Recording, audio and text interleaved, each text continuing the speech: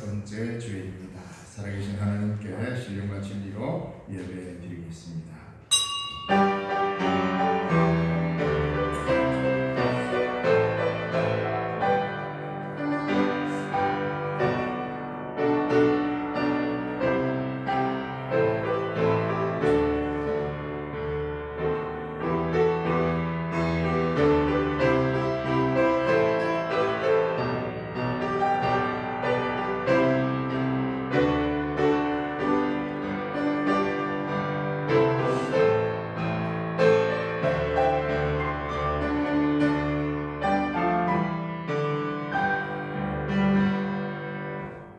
자기 허물을 능히 깨달을 자 누구리요.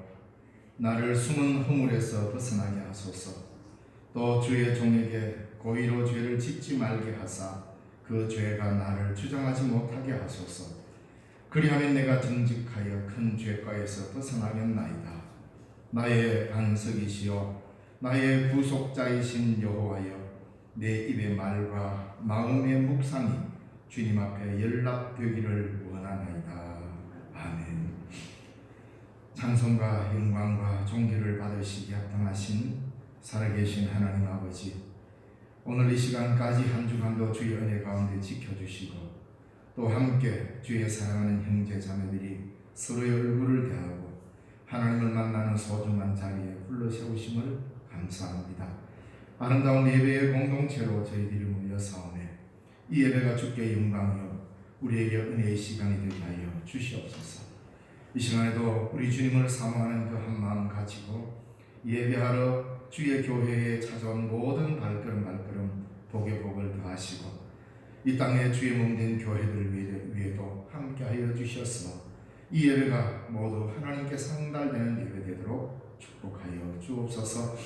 순서마다 주님의 크신 영광이 드러나게 하시고 주님 동행하여 주옵소서. 주 예수님 이름으로 기원하옵나이다. 아멘. 교회 찬송가 64장.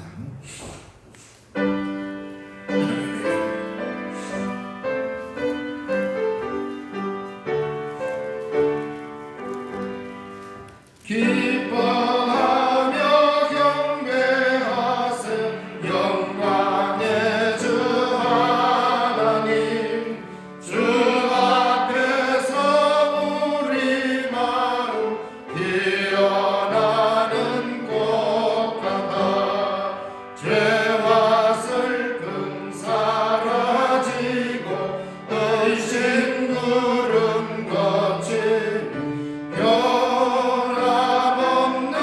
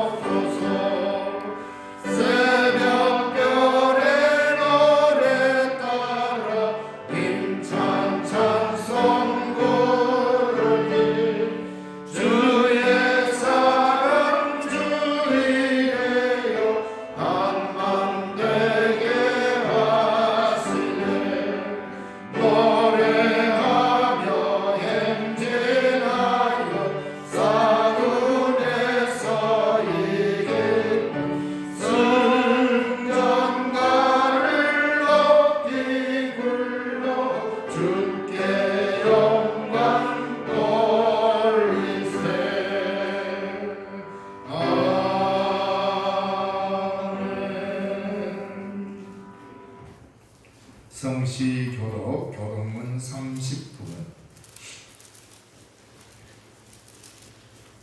교동문 39번 시편 95편에 나있습니다.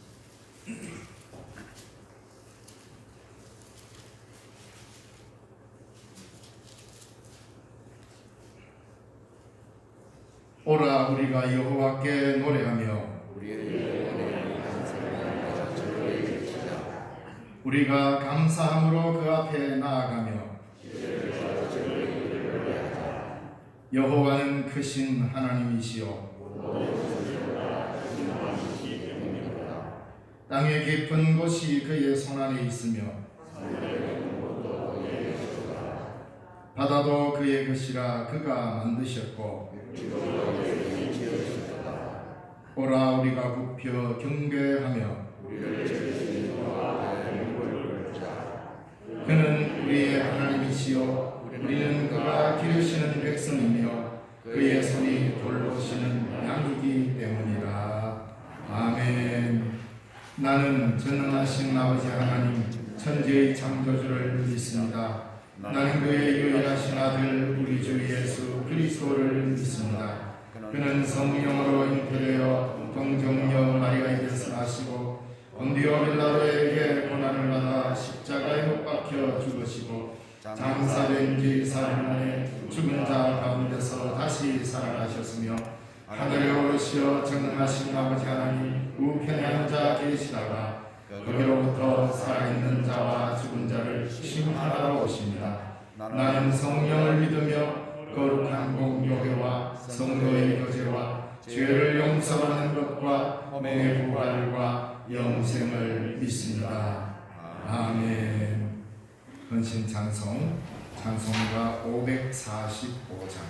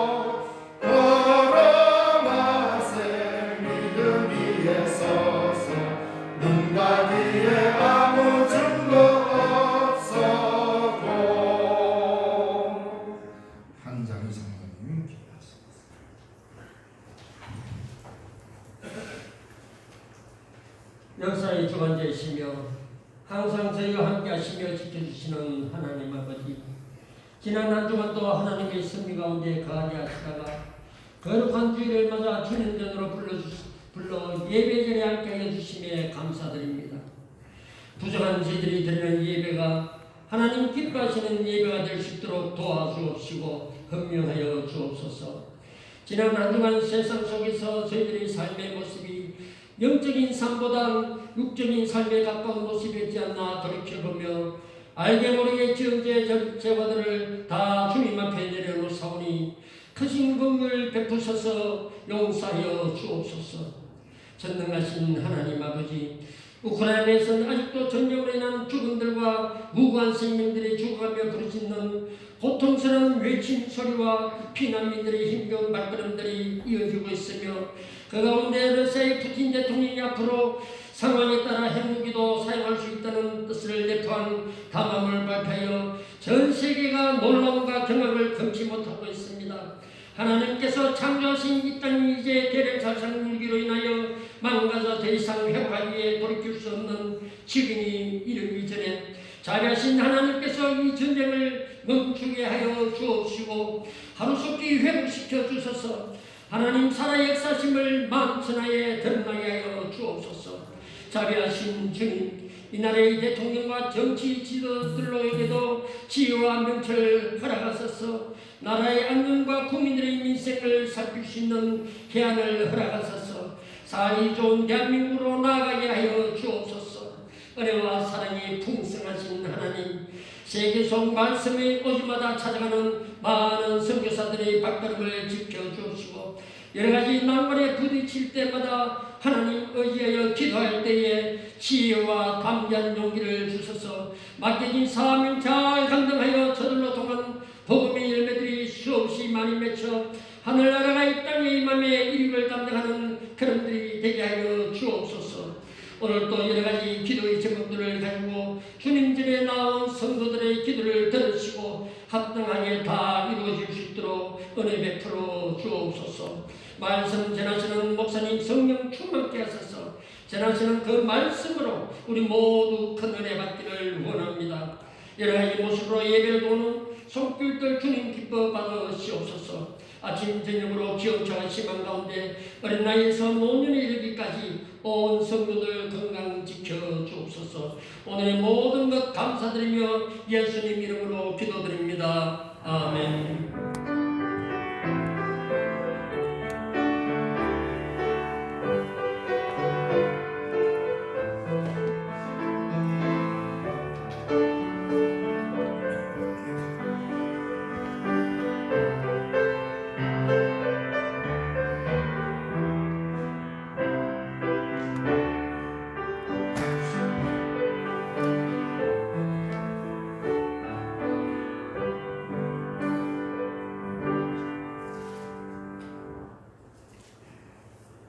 이 시간 우리에게 주시는 하나님의 말씀은 고린도전서 13장 1절에서 3절 말씀과 요한일서 4장 16절 말씀입니다.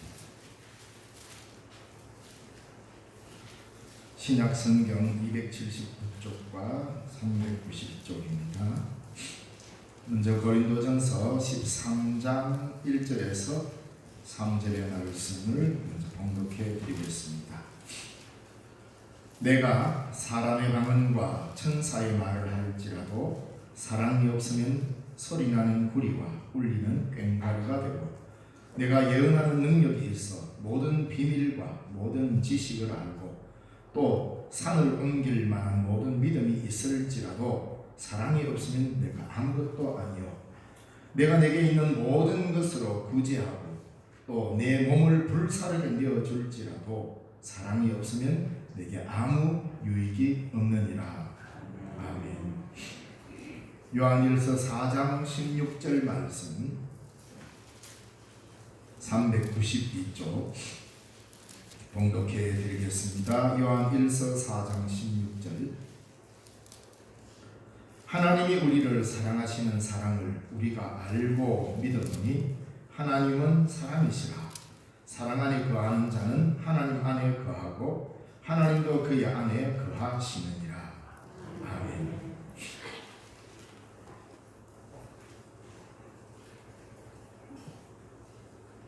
사랑이라는 이 단어가 아마도 어느 곳에서든지 이 사랑이라는 말을 유행가 가사에서도 가장 많이 사용되는 단어입니다. 그런가 하면 소설을 쓰든 뭘 하든 그 가운데 가장 소중한 소재의 제목으로서 내용으로서 항상 이 사랑이 들어갑니다. 그리고 교회가 사용하는 가장 많은 말 중에 하나가 사랑입니다. 오늘 우리 교회에서 사용하는 가장 많은 말들은 사랑, 은혜, 감사, 용서 이런 말들이 있잖아요. 아마 이 중에 이 모든 말들은 참 값진 용어들입니다. 값진 말들인데 우리가 이 용어를 사용하면 할수록 그 가치를 잃어버린다면 이 말에 대한 책임을 우리는 져야 할 것입니다. 그래서 성경에서도 이 사랑이라는 이 용어들을 참 많이 씁니다. 신구약을 아울러서 사랑이라는 이 용어를 많이 쓰고 있습니다. 그러면 단순히 사용을 많이 하기 때문에 이것이 참으로 중요한 단어인가? 그래서 오늘은 사랑이 없으면 제목을 가지고 말씀을 나눌까 하는데 가장 밝은 이야기잖아요. 하나님 사랑 이 이야기는. 그런데 이 사랑이라는 용어가 성경에는 가장 무게 있게 다루어지고 있는 단어고, 그래서 오늘 이 말씀을 통하여서 살아계신 하나님의 음성을 들었으면 합니다. 사랑이라는 말을 우리의 입술에 많이 되뇌인다고 해서 사랑의 하나님이 증명되는 것은 아닙니다. 또 사랑이라고 하는 뭔가 하나의 실체가 있는 게 아닙니다. 사랑이라고 하는 또 다른, 예를 들어서 사랑이라고 하는 어떤 물건같이 어느 공간에 아니면 어느 특정한 곳에 아니면 특정한 형태로 이게 사랑이다라고 하고 이렇게 갖추어진 어떤 모양새가 있느냐? 그렇지 않습니다. 이 사랑이라고 하는 말은 반드시 사랑하다라고 할 때, 즉 하다라는 이 동사가 붙을 때만 비로소 사랑이 드러나고 증명이 되게 되어 있습니다. 그래서 하나님은 사랑이다. 이러면 굉장히 모호합니다. 사실 사랑이 뭐냐? 사랑이 뭔데? 이 사랑을 정의하는 것도 헬라 철학에서는 다양한 용어로 표현했습니다. 아가페, 필리오, 에피투미아, 에로스 이런 형태로 사랑을 막 정의를 했습니다. 그 많은 사랑의 정의가 사랑을 이야기해 주었네요. 그렇지 않습니다. 그런데 하나님은 사랑이라 그러면서 성경은 이 사랑은 이것이다라고 성경이 증명을 하고 있습니다. 어떻게 해요? 하나님이 우리를 사랑하시면서 이게 사랑입니다. 그래서 우리가 먼저 사랑하는 법을 모릅니다. 하나님이 우리를 먼저 사랑하시면서 사랑이 이런 거다라고 우리에게 보여주신 것이죠. 그래서 사랑은 사랑 그 자체로만 존재하지 않습니다. 사랑은 반드시 사랑하다라는 이 사랑을 함으로써만 사랑은 드러나게 되어 있고 존재하게 되어 있습니다. 고린도전서 13장 본문의 말씀은 고린도 교회를 향한 사도 바울의 열정이 얼마나 대단한지를 알 수가 있습니다. 오늘 읽은 이 본문을 가만히 읽어보면 짧지만 이 사도 바울이 고린도 교회를 너무너무 사랑하는 것을 봤습니다. 그리고 그 열정도 대단했습니다. 그래서 자신 있게 처음으로 말을 하면서 더 좋은 더 멋있는 은사를 너희에게 보이겠다라고 말하면서 바로 1인칭을 사용해버립니다. 내가 사람의 방언과 내가 천사의 말을 할지라도 사랑이 없으면 소리나는 구리와 울리는 꽹과리가 되고 내가 예언하는 능력이 있어. 이 말은 뭡니까? 실제로 사도 바울에게는 이 놀라운 방언과 천사의 말과 이런 그리고 예언하는 능력과 모든 비밀, 모든 지식을 알고 산을 옮기려고 하는 믿음을 소유한 사람입니다. 자신 있게 이야기할 수 있었던 사람이라 이 말입니다. 내가 하면서. 그래서 그는 사람의 방언으로 전 세계를 누비면서 복음을 전했던 사람입니다. 천사의 말로 교인들에게 힘을 북돋아 주었고 모든 비밀과 모든 지식을 섭렵하여서 모르는 게 없었던 사람입니다. 산을 옮길 만한 믿음의 소유자이기도 했습니다. 자신의 모든 것을 가지고 구제에도 힘썼습니다. 그런가 하면 순교의 자리까지 갈 수 있는 그런 열정적인 사도였음을 이 13장 1절에서 3절에서 자기를 이야기하는 모습에서 보면 드러납니다. 사도 바울은 이렇게 위대하고 대단한 사람이었습니다. 그런데 그는 여기에서 우리에게 말합니다. 그거 대단한 거 아니다. 우리는 가시적으로 방언을 말합니다. 그래서 사도 바울 자신이 히브리어, 헬라어, 라틴어 다 할 수 있었습니다. 어디 가도 그는 말문이 막히지 않는 사람의 방언과 천사의 말을까지 했습니다. 얼마나 대단한 영적인 힘을 가진 사람입니까? 온 세계를 누비면서 복음 전하는 열정과 산을 옮길 만한 믿음도 있었고 모든 지식, 예언한 능력 갖추고 그는 주의 교회를 세워나갔습니다. 얼마나 대단합니까? 그런데 바울은 이거 다 아무것도 아니다. 아무것도 아니다. 이래 이야기해요. 사랑이었다. 이것이 성경이 우리에게 가르칩니다. 우리는 사랑 빼고는 내가 다 할 수 있다. 이래 나가는 거 아니에요. 사랑 빼고는 내가 뭐든지 다 할 수 있다. 이건 교회가 아닙니다. 이건 복음도 아닙니다. 이거는 하나님의 자녀의 길이 아니란 말이에요. 다른 거 다 못해도 괜찮으니 사랑부터 해라. 이 말입니다. 그래서 고린도 교회를 향하여서 바울은 이 고린도 교회가 갖고 있는 열정이 얼마나 대단한지 모릅니다. 교인이 그래 얼마 되지도 않는 교회에 각양각색의 은사가 차고 넘쳤고 물질적으로 그들은 가난하지도 않았습니다. 그 우상천지 한복판에 교회를 세워가지고 그 교회를 유지시켰던 사람들입니다. 예언하는 능력도 있었습니다. 그곳에서 사도 바울이 말하는 9가지 하나님의 성령의 놀라운 은사들이 막 차고 넘쳤습니다. 그 없는 데서 바울이 그걸 이야기하고 나무랐겠습니까? 가장 은사들이 막 차고 넘쳤습니다. 대단한 교회였습니다. 그런데 그거 전부 다 중요한 거 아니다. 이래 얘기했어요. 그러면 교회는 무엇부터 배워야 할까? 우리가 예수를 믿고 그리스도를 따른다면 무엇부터 했어야 할까? 사도 바울은 자신의 모든 것을 가지고 구제에도 힘썼다라고 그렇게 말합니다. 그만큼의 열정을 갖고 힘을 썼는데 여기에 사랑이 빠져버린다면 이 모든 것을 물거품같이 아무것도 아닌 빈 것이 되어버린다. 오늘 요한일서 4장 16절과 16절을 읽었습니다. 사실 그 앞절에 요한일서 4장 8절에도 동일한 말씀이 딱 한 문장으로 나옵니다. 하나님은 사랑이시라. 하나님은 사랑이시라.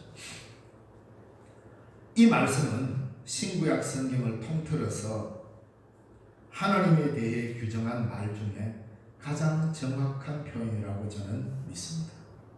뭐 다른 신학자들은 뭐 어떻게 말할지 모르겠습니다. 하나님은 신이시다. 하나님은 영이시다. 하나님은 전능자시다. 뭐 이렇게 표현할 수 있을지도 모르겠지만 제가 가지고 있는 신학적 지식과 제가 알고 있는 신앙의 표현을 빌자면 성경 66권 통틀어서 하나님을 가장 정확하게 표현할 수 있는 한마디를 하라고 하면 하나님은 사랑이시다.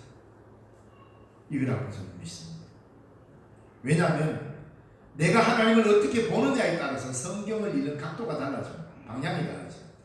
그래서 우리는 바로 하나님은 사랑이시라는 이 말씀, 이것이 하나님을 규정해주는 가장 정확한 표현이라고 믿기 때문에 이 말씀을 렌즈로 통하여서 이 말씀을 통하여서 성경을 읽어 나가기 시작했습니다. 하나님은 사랑이시라. 우리는 이 말씀에 기초하여서 성경을 읽어야 할 것입니다.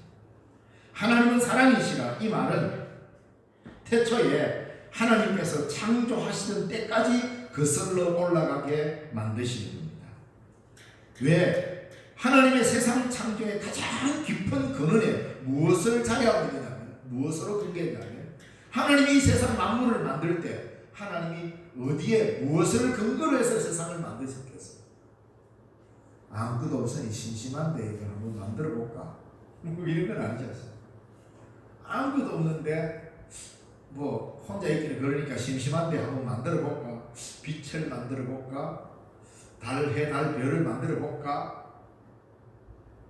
뭔가 의미 없이 그냥 저절로 난 것도 아니요, 의도되지 않게 생겨난 것도 아니라 하나님의 철저한 계획 속에서 이 세상 만물은 만들어졌는데, 그 밑바탕에 뭘 근거로 하고 있냐면 사랑을 근거로 하고 있다.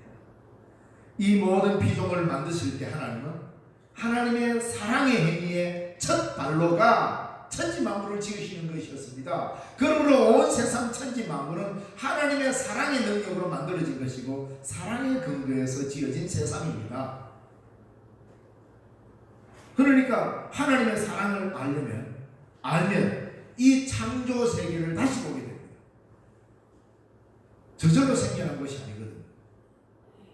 그래서 하나님은 이 세상 만물을 만드실 때에 그 만물 하나하나에 의미를 부여했다 이 말입니다. 그 의미가 뭡니까? 사랑입니다. 그리고 우리는 이 세상에 피조물로 살아가고 이 세상 한가운데 살아갈 때에 가장 중요한 것은 하나님의 그 사랑을 깨닫는 것이고 그 사랑 속에 살아가는 것이고 그 사랑을 하면서 살아가야 된다 이 말입니다. 왜? 우리도 피조물이고 하나님의 사랑의 결과물들이니까.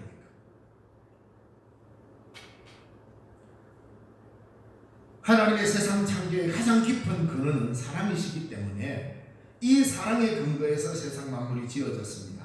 그러므로 이 세상 만물의 구원과 회복은 반드시 사랑으로만 가능하게 되어 있습니다.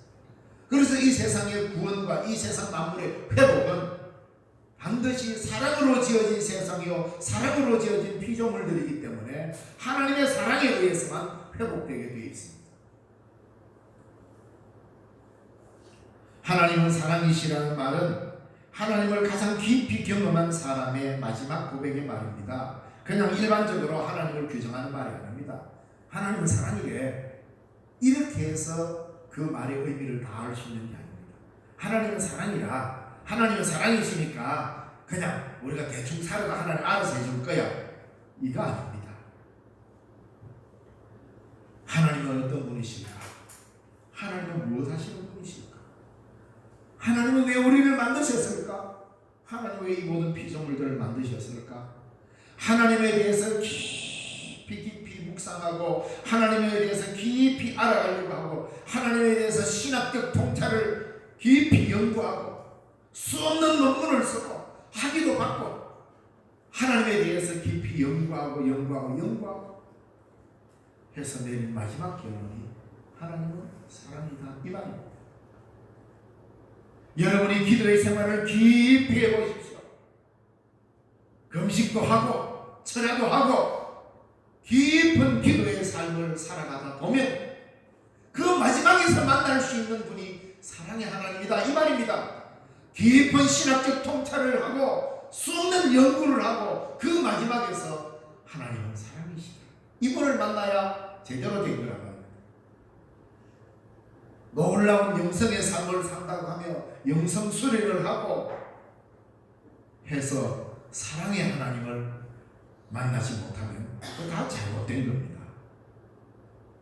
뭐 대단한 은사를 받았고 대단한 능력을 행하고 이런 일을 한다 하더라도 그 마지막 결론에 도달해가지고 맞아, 하나님은 사랑이시여, 이 한마디 고백이 나오지 않으면 그 모든 영성과 신학과 우리의 신앙의 삶은 다 꽝입니다.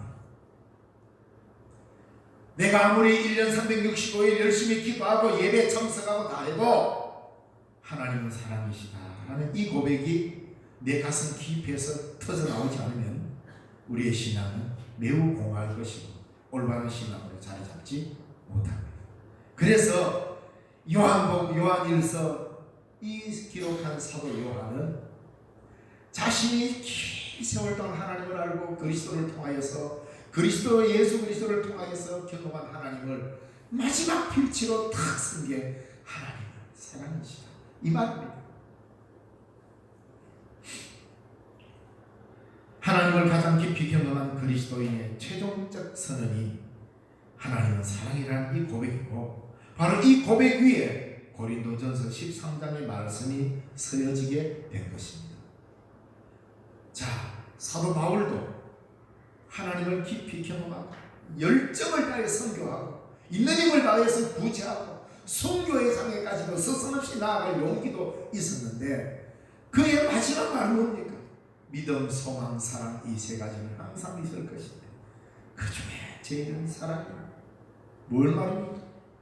사랑만 붙잡으라. 사랑이다. 하나님은 사랑이다. 바로 여기에 기초해서 고린도전서 13장이 기록된 것은 바울도 그의 신앙의 마지막 결론 답은 하나님은 사랑이라는 것을 알았습니다. 요한도 그랬습니다. 시편에 나오는 수많은 시편의 저자들 보십시오. 그들의 고백이 뭡니까? 하나님은 사랑이시다 이 말. 성경에 따르면 사랑이 없으면 천지 만물도 없었을 것입니다. 왜? 하나님이 사랑의 행위를 하지 않았다면, 하나님은 사랑이시라는 이 말이 성립되지 않으면 천지 만물도 없습니다. 이 피조물 자체가 없다는 말입니다. 오늘 저와 여러분이 여기에 존재하게 된 것은 사랑 때문입니다. 하나님의 사랑으로 인하여서 이 모든 피조물들이 이 자리에 있게 된 것입니다. 그러므로 모든 세상 만물의 근거는 하나님의 사랑의 근거입니다. 그렇기 때문에 사랑이 없었다면 이 세상 만물은 없었을 것입니다. 그러나 사랑이 없었으면 나도 없었을 것입니다. 사랑이 없었으면 교회도 없었을 것입니다. 그래서 우리는 사랑에 기초하지 않으면 나 자신, 나라는 존재 자체가 없다 이 말입니다. 그래서 사랑의 원천은 하나님이시라는 것입니다. 우리에게 하나님은 사랑으로 경험될 때만이 참 하나님을 만나는 것입니다. 하나님은 사랑이시라 할 때 그 사랑은 감정적인 좋은 느낌 정도가 아닙니다. 그저 남녀간의 짜릿한 사랑, 그것만 가지고 사랑을 다 설명할 수 있는 것은 아닙니다. 요한복음 13장 1절, 그 사랑이 어떤 사랑인지 예수님이 직접 보여주십니다. 6월절 전에 예수께서 자기가 세상을 떠나 아버지께로 돌아가실 때가 이런 줄 아시고 세상에 있는 자기 사람을 사랑하시되 끝까지 사랑하시니라 하시고는 제자들의 발을 다 씻겨 주셨습니다. 오늘 저와 여러분이 그리스도인으로 이 자리에 자리하고 있습니다.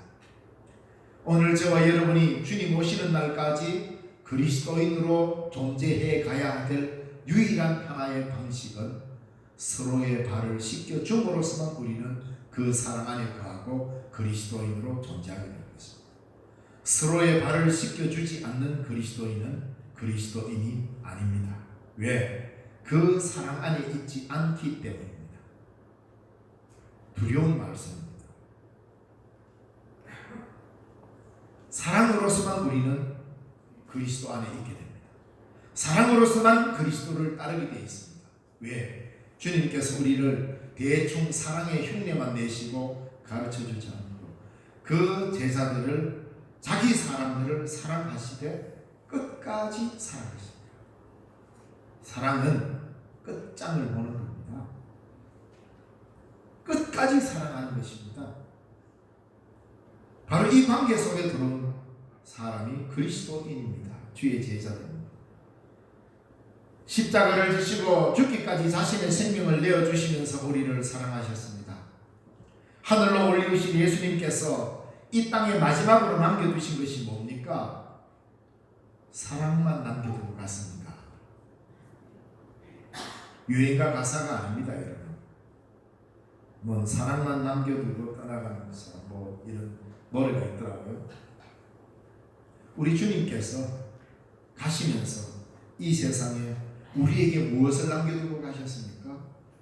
사랑만 남겨두고 가셨습니다. 그 사랑을 거두지 않으셨다 이 말입니다. 우리도 주님처럼 발 씻기는 사랑으로 따라오라고 그 사랑을 남겨두고 가셨습니다. 예수님께서는 성경의 모든 가르침은 하나님 사랑과 이웃 사랑으로 요약된다고 말씀하셨습니다. 십계명도 하나님 사랑과 이웃 사랑으로 요약된다고. 온 율법과 선지자의 대강령 모든 성경은 하나님 사랑과 이웃 사랑입니다. 다시 말하면 이거를 그냥 한마디로 이야기하면 사랑이다. 온 율법과 선지자들의 가르침, 즉 성경은 하나님 사랑과 이웃 사랑인데 이걸 더 줄인다면 사랑이다 이 말. 그래서 성경은 사랑의 책입니다. 이 성경이 진리라고 믿는 사람은 사랑하지 않으면 진리를 따르지 않는 사람입니다. 하나님이 우리에게 가르쳐 주신 사랑을 그리스도처럼 서로 발을 씻기는 사랑으로 자기 사람을 끝까지 사랑하지 않으면 우리는 그릇된 길을 가게 됩니다. 바로 그 사랑만이 세상을 이기고 세상을 극복해내는 것이죠. 왜? 이 세상은 이런 것들보다 산을 옮길 만한 믿음을 더 칭찬합니다. 자기 몸을 불사르게 내어주는 사람을 더 위대하다고 이야기합니다. 사람의 방언을 말하는 사람을 인정합니다. 천사의 말을 하는 사람들 대단하다고, 영성이 깊다고 칭찬하고 그를 지켜 세웁니다. 그런데 사도 바울은 사랑이 먼저 근본적으로 바탕이 되지 않으면 그 모든 것은 다 꽝이야 이런 얘기예요. 무엇인가 누구에겐가 드러내고 보이기 위해서 대단한 일을 할 수는 있습니다. 그러나 주의 몸된 교회는 그 어떤 것도 하지 말고 먼저 사랑부터 하라는 말입니다. 대단하게 놀라운 업적을 세우고 큰 교회당을 세우고 대단한 위대한 일들을 행해서 사람들로부터 박수갈채를 받으려고 생각하지 말고 그거는 2차적인 일이고 1차적인 일은 사랑이라는 겁니다. 예수님께서 그렇게 하나님 사랑과 이웃 사랑으로 요약되는 성경을 말씀하시면서 원수를 사랑하고 박해하는 자들을 위하여 기도하라. 이같이 한즉 너희가 하나님 아버지의 아들이 될 것이라. 마태복음 5장 44절에 45절에 그렇게 말했습니다. 원수를 사랑하고 너희 박해하는 자를 위하여 기도하라. 이같이 한즉 너희가 하나님 아버지의 아들이 될 것이다. 마태복음에서의 구원과는 하나님 사랑, 이웃 사랑입니다. 마태복음에서의 구원은 믿음이라는 말을 쓰지 않습니다. 주여 주여 하는 자마다 다 천국에 들어갈 것이 아니라 아버지의 뜻대로 행하는 자라야 할 것이니라. 아버지의 뜻은 뭐냐? 너희가 다 내 자녀가 되는 것이야. 내 자녀가 되려면 원수를 사랑하고 너희들을 박해하는 자들을 위하여 기도해라. 이 길을 가르치고 있다. 우리가 하나님의 자녀가 되는 길은 예수님께서는 사랑의 길로 만들어 놓으셨습니다. 그것도 원수 사랑으로 말합니다. 형제 사랑은 더 말할 나위가 없겠죠. 예수님께서 이 땅에 오신 것은 사랑하러 오셨습니다. 하나님 보좌 우편에 계시는 그리스도께서 하늘 보좌를 버리시고 이 땅에 오신 이유가 뭡니까? 교리적 차원으로 이야기하면 하늘 영광 버리시고 자신을 낮추어 우리를 구원하시기 위하여 오셨다. 맞습니다. 그 정의가 정확합니다. 그런데 조금 더 성경 전체를 보면 그 구원은 무엇을 전제로 하고 있습니까? 사랑을 전제로 하고 있습니다. 그래서 예수님은 우리가 이 땅에 예수님 오신 이유는 사랑하러 오신 것이죠. 구원은 곧 사랑입니다. 하나님의 사랑을 받는 것이 구원입니다. 우리가 서로 사랑하는 것은 구원을 받은 자로서 그 구원을 이루어가는 가장 큰 길이기도 합니다. 천지 만물을 지으시는 원동력도 사랑이었고, 이 세상의 구원을 완성하실 하나님의 나라도, 하나님의 그 능력도 사랑의 능력입니다.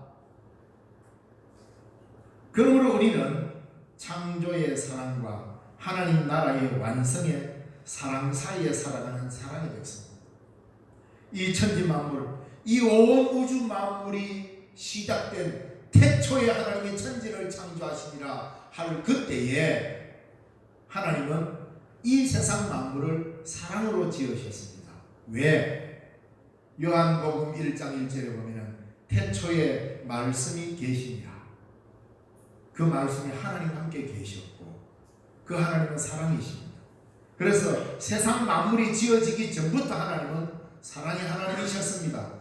그렇기 때문에 세상 만물을 지으실 때 하나님은 사랑으로 지으셨습니다. 그리고 이 세상 만물을 완성시키고 하나님의 나라를 완성시킬 마지막 날,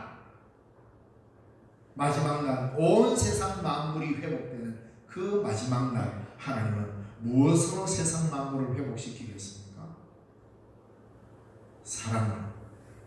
그래서 그리스도인은 시작된 사랑과 마치는 사랑 사이에 살아가는 사랑의 자녀들입니다. 그래서 성경은 우리에게 시작과 마침 속에 사랑 사이에 살아가는 너희들은 하나님의 사랑을 받은 자이기 때문에 사랑하며 살아라. 그 사랑의 방법을 주님은 우리에게 가르쳐 주셨습니다. 십자가. 그러므로 사랑이 없으면 우리는 아무것도 아닙니다. 우리 눈에 보이는 대단한 성공과 출세, 큰 교회, 박사 학위 등 화려한 인생의 업적도 사랑이 없으면 아무것도 아니다. 이것이 더 크게 우리 속에 울림이 되어야 그게 그리스도인입니다. 내가 하는 어떤 일들이 영적인 일이라는 위안을 받는다 해도 사랑을 전제로 하고 사랑으로 출발하지 않으면 다 무의미한 일이다 이 말입니다. 왜? 하나님이 이 세상 만물을 지으실 때 무의미하게 짓지 않았습니다.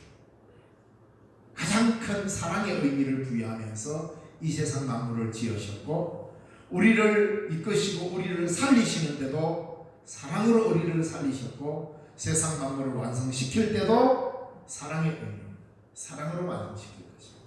그래서 믿음, 소망, 사랑 이 세 가지는 항상 있지만 그 중에 제일은 사랑이라 바울은 그걸 깨닫고 알았던 것입니다. 왜 우리가 아무리 영적인 일이라 해도 사랑이 없으면 그게 꽝일까? 왜냐하면 하나님은 사랑이시기 때문입니다. 하나님의 나라는 사랑의 나라입니다. 그 사랑의 증거가 십자가 아닙니까? 그래서 우리는 십자가 복음이라고 하고 십자가는 곧 복음이다라고 말합니다. 우리 모두를 살리는 사랑의 약속이 십자가입니다. 우리도 그 십자가를 지고 사랑을 따라 살아갈 때 이 세상은 하나님의 나라로 만들어져 가는 것입니다. 이것을 우리에게 하나님께서 먼저 보여주셨습니다. 우리는 이 최후까지 마지막 무엇이 완성될 것인가? 사랑이 완성될 것입니다. 여기는 천국이 있고 여기는 지옥이 있어. 아직 덜 완성된 겁니다. 우리 많은 성도들이 잘 모르는데 우리가 마지막 때가 되면 영원히 불타는 지옥과 영생의 천국이 있을 것이다. 맞습니다. 그런데 더 궁극적 의미는 이 지옥의 권세도 사랑에 의해서 깨어질 것입니다. 이상하지 않습니까? 도식적으로는 맞는 것 같은데 그게 묵시문학에서 나온 하나의 표현입니다. 하나님의 나라가 완성이 되어버렸는데 아직도 지옥이 남아있다. 뭡니까? 불완전합니다. 하나님의 놀라우신 사랑의 능력은 이 지옥의 권세마저 깨뜨려버리는 것입니다. 그래서 그리스도인에게 있어서 최종적 희망은 사랑을 완성하는 완전한 하나님의 나라가 이 가운데 하나님이 이루실 것입니다. 아무리 지옥의 권세가 강하고 지옥의 능력이 무시무시하다 해도 하나님의 사랑의 권능 아래는 도달하지 못할 겁니다. 바로 하나님은 그 사랑으로 지옥의 권세를 깨뜨립니다. 그것을 이미 보여주셨습니다. 십자가를 지시면서 지옥의 권세를 깨뜨리고, 그리고 교회는 그 복음을 들고 이 세상의 지옥의 형상들이 드러날 때마다 하나님의 사랑으로 그것을 깨어부시고 이기고 복음으로 나아가라고 우리에게 말씀해 주셨습니다.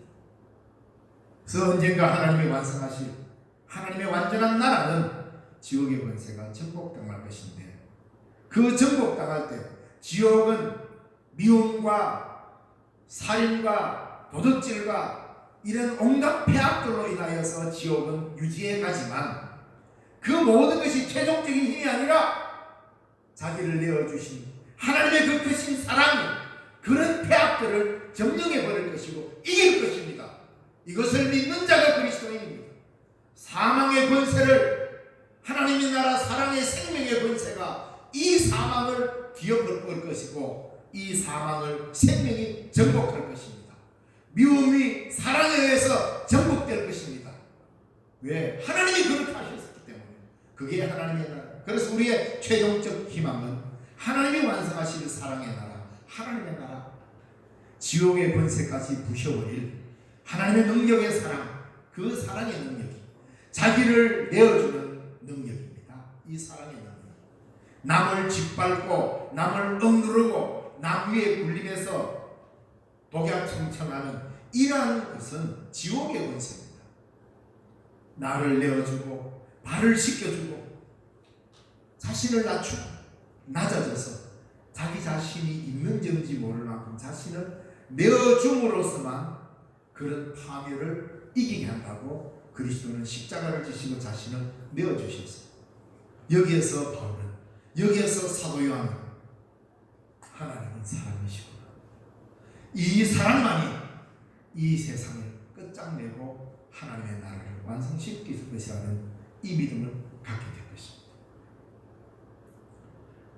그래서 여러분에게 간곡히 부탁합니다. 오늘부터 한 주간 요한일서 4장 7절에서 21절까지의 말씀, 길지도 않습니다. 요한일서 4장 7절에서 21절까지의 말씀을 하루에 꼬박 한 3번씩만 한 주간 읽어보십시오. 누군가가 제게 이렇게 묻습니다. 목사님, 성경을 읽고 싶은데 어디부터 읽을까요? 이래 이야기를 묻는 사람이 있습니다. 신앙이 좀 약한 초신들. 그러면 요한 1서부터 읽어라. 저는 그렇게 권합니다. 사랑으로 시작합니다. 아무리 강한 이단도 형제 사랑으로 이길 수 있다라고 이야기했습니다. 그래서 요한일서 4장 7절에서 21절의 말씀을 하루에 최소한 3번 정도 다 읽고 묵상하면서 한 주간 보내보십시오. 하나님의 사랑이 뭔지, 그리고 그 하나님의 사랑이 어디를 향하고 있는지를 알게 될 것입니다. 그 놀라우신 하나님의 사랑이 우리를 향하여 어디로 가라고 말한지를 말해주고 있다 이 말입니다. 엄청난 하나님의 사랑을 구체적인 내 삶의 한가운데 이웃 사랑으로 실천하지 않으면 하나님의 사랑도 꽝이 되어버린다, 이렇게 표현합니다. 그래서 여러분 요한일서 4장 7절에서 21절의 말씀을 깊이 묵상하면서 한 주간 보내보십시오. 여러분을 향한 하나님의 사랑을 알게 될 것이고 그 사랑을 조금 더 알아가는 놀라운 순간들을 경험하게 될 것이고 그 사랑의 능력을 알아가게 될 것입니다. 기도하겠습니다. 하나님 아버지, 감사합니다. 저희들이 사랑받을 자격이 있어서가 아니라 하나님의 그 크신 긍휼로 인하여 하나님의 사랑을 알게 되었고, 또한 우리가 받을 자격이 없기에 받음으로 그것이 사랑인 줄 알았습니다. 하나님의 그 큰 사랑 안에 머물면서도 사랑하지 못한 어리석은 자임을 우리가 압니다. 이제 그 사랑 힘입어 하나님의 사랑을 이루어가게 하여 주시고 이 세상에 그 어떤 능력보다 가장 큰 능력은 사랑의 능력임을 믿습니다. 이 사랑으로 하나님의 나라를 일구어가는 우리 신령중앙교회 온 교우들이 되도록 도와주옵소서. 예수님 이름으로 기도드리옵나이다. 아멘. 찬송가 299장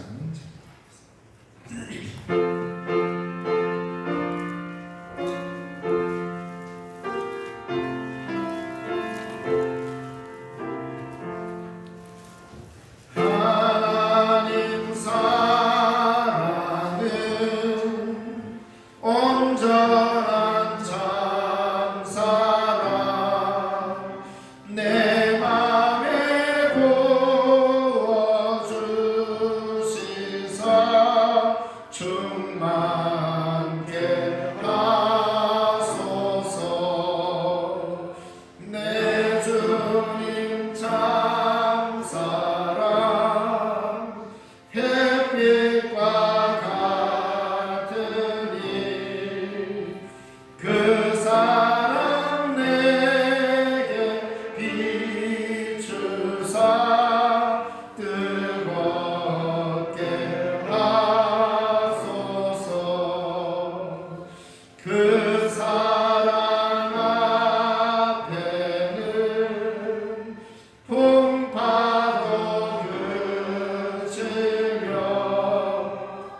어두운 밤도 환하니 그 힘이 크도다. 하나님 사랑은 온전한 참사랑 내 맘과 영에 채우사 새 힘을 주소서. 아멘.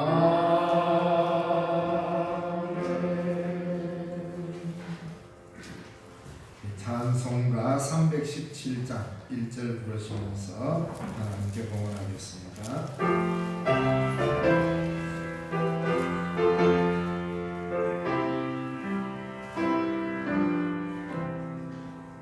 내 주 예수 주신 은혜 하나것만 내 주 앞에 이 적은 것 다 드리니 주 예수여 내 정성을 받으소서.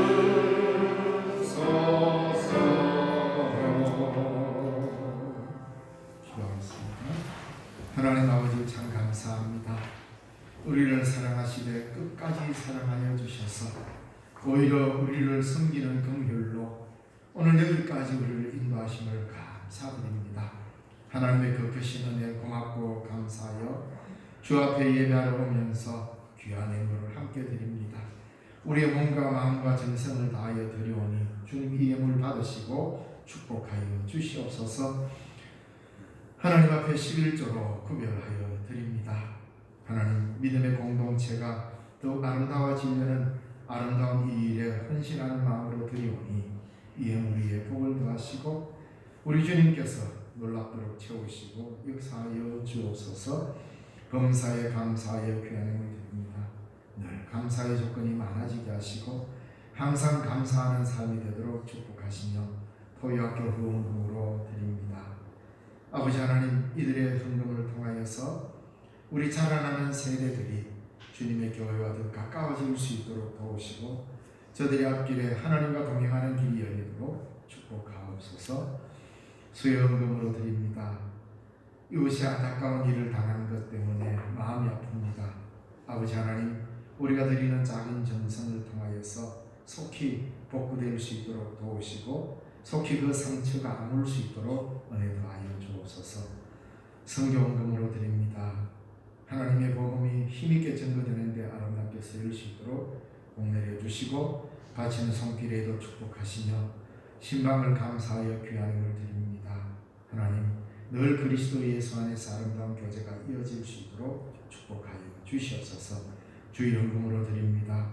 주의 몸된 교회에 섬기는 많은 손길들 교사로 찬양대로 주방에서 또 교회 차량 운전으로 여러 가지 교회 미화로 힘을 다하여 섬기는 모든 손길 주님 받으시고 복 내려 주옵소서. 예수님 이름으로 기도드리옵나이다.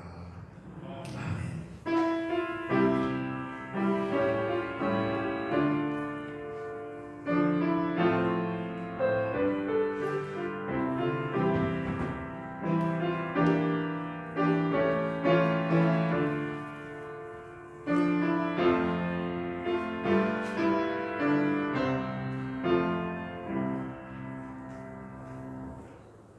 교회 소식 알려드리겠습니다.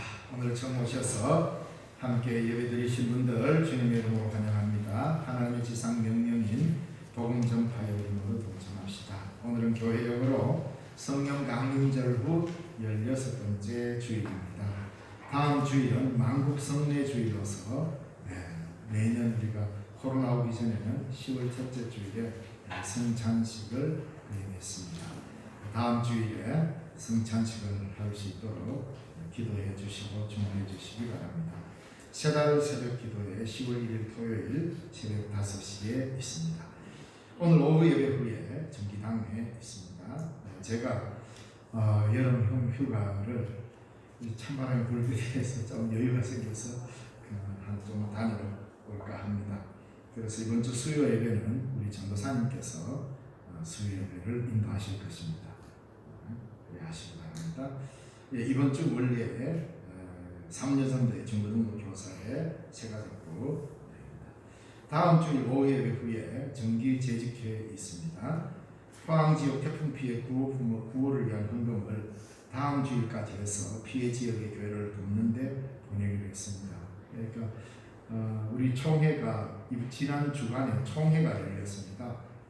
그래서 이 기부를 일어나기가 조금 힘들었던 겁니다. 그래서 이번 주에 아마 총회에서 포항 지역을 특별 재난 구호 지역으로 총회에서 선포를 하고 총회에서 아마 헌금을 모금하는 걸로 그렇게 제가 들었습니다. 그래서 포항 지역으로나 이게 직접적인 전달이 아니라 총회로 모아주기를 총회에서 연락이 아직 공문으로 온 건 아닌데 연락이 왔어요. 아마 총회로 여러분이 드리는 작은 정성과 교회 헌금을 보태서 잘 그들이 속히 복구할 수 있도록 돕는데 보내도록 하겠습니다. 그리고 태풍 피해 지역을 돕기 위해서 모은 옷은 원래 9월 30일까지 했는데 시간이 좀 너무 늦어요. 그래서 오늘까지 가져오신 옷을 정리를 해가지고 내일 제가 포항으로 직접 가서 전달을 하려고 합니다. 날이 갑자기 추워지니까 조금 사정이 좀 급한가 봅니다. 그래서 내일 제가 포항으로 가서 전달을 하도록 하겠습니다. 오늘까지 가져오신 분들 혹시 못 내시는 분들은 오늘까지 내주시면 같이 전달하도록 하겠습니다. 2022년 경동 노회원 한마음체육대회가 10월 3일 월요일 9시 경주 실내체육관에서 있습니다. 자, 다 함께 자리에서 일어나셔서 성도의 교제를 나누겠습니다. 주님의 평안이 함께하기를 바랍니다. 주시고 주의 사랑으로 사랑합니다. 한마디 해주세요. 주님의 사랑으로 사랑합니다. 파송의 찬송 난 행복한 사람 찬양드리겠습니다.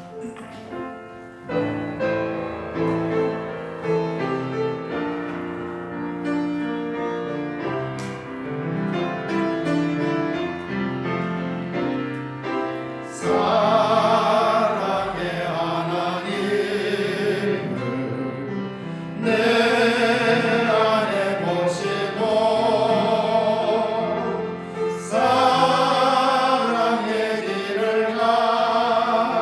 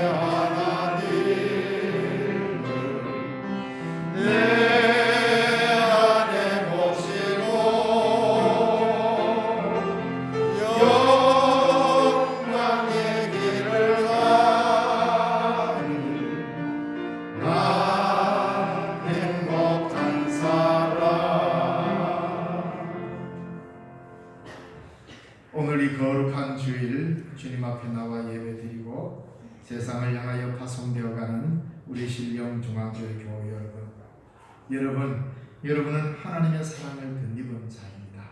그러므로 여러분 자신이 하나님의 사랑이 되어서 이 세상의 지옥의 권세를 허무는 일에 그리스도의 십자가의 정신으로 살아가야 할 것입니다. 그래서 이 세상의 마지막은 바로 십자가가 승리한다. 사랑이 승리한다. 최종적 승리는 하나님의 사랑이다라는 이 메시지를 전하는 겁니다. 이것이 바로 복음입니다. 이 일을 위하여 여러분 오늘 말씀을 들은 증인으로 저 세상을 향하여 주의 이름으로 파송합니다. 기도하겠습니다. 지금은 우리 주 예수 그리스도의 그 크신 은혜와 하나님 아버지의 지극하신 사랑과 성령님의 위로 교통 충만 하나 되게 하시는 은혜가 오늘도 말씀을 듣고 하나님은 사랑이라는 이 아름다운 것을 가슴에 새기고 이 세상 한가운데 사랑을 실천하며 사랑의 승리를 외치는 자로 살기로 다짐하는 주의 사랑하는 백성들 머리머리 위에 이제로부터 영원까지 항상 함께 계시옵기를 간절히 축원하옵나이다. 아멘.